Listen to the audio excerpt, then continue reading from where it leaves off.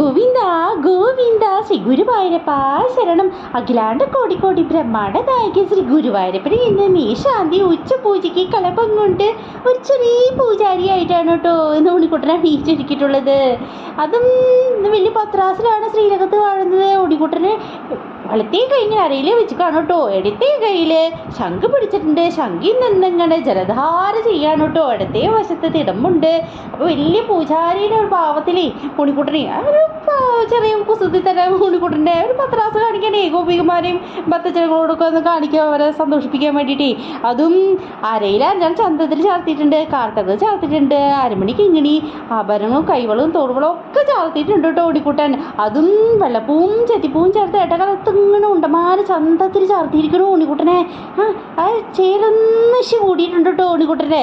അതും വയറശി വീർത്തിട്ടുണ്ട്, വെണ്ണശി കൊടുത്തിട്ടുണ്ടേ നമ്മുടെ മേശാന്തി ഉണ്ണിക്കുട്ടനെ.